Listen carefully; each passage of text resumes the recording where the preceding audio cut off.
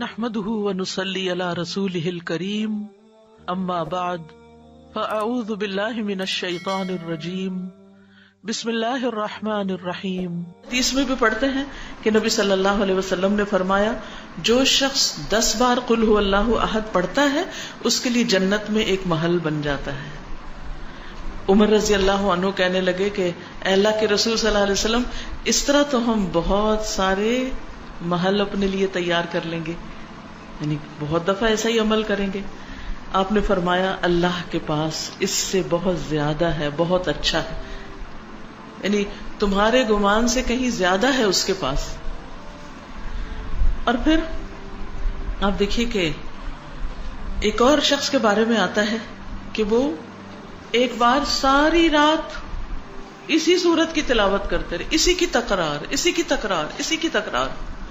قل هو اللہ احد اللہ الصمد لم یلد ولم یولد ولم یکن لہ کفوا احد.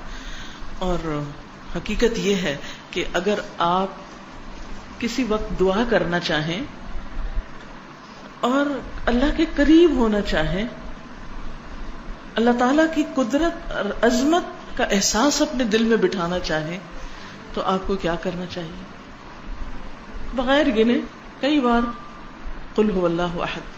اگر آپ کو ریاکاری کا ڈر ہے، شرک کا اندیشہ ہے، شرک سے ڈرتے ہیں، اپنے اندر اخلاص پیدا کرنا چاہتے ہیں تو اسی صورت کو پڑھیں، بار بار پڑھیں اور پھر اس کی تاثیر آپ دیکھیں.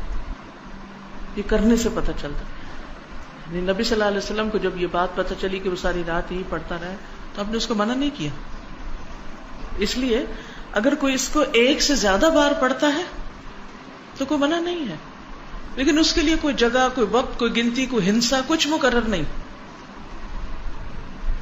کیونکہ ایک ہی آیت کا یا ایک سورت کا بار بار پڑھنا انسان کے اندر اس کا فہم زیادہ کرتا ہے، اس کے اندر غور و فکر اور تدبر زیادہ ہو جاتا ہے. تدبر کے لیے تکرار چاہیے ہوتی، بار بار پڑھو.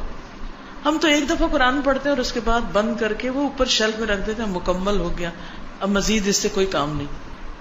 اس کی فضیلت یا اس کے بارے میں یہ بھی آتا ہے کہ یہ انسان کی بیماریوں کو دور کرنے والی.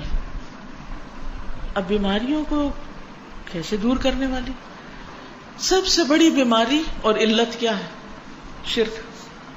سارے غم ہی شرک کی وجہ سے آتے ہیں، ساری مصیبتیں شرک کی وجہ سے آتی ہیں. اللہ سبحانہ تعالیٰ کی ناراضگی شرک کی وجہ سے آتی، چاہے شرک اکبر ہو چاہے شرک اصغر ہو.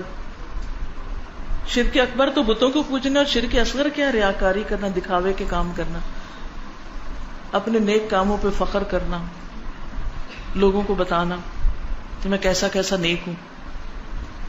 تو اس کا علاج کیا ہے کہ انسان قل هو اللہ احد پڑھے.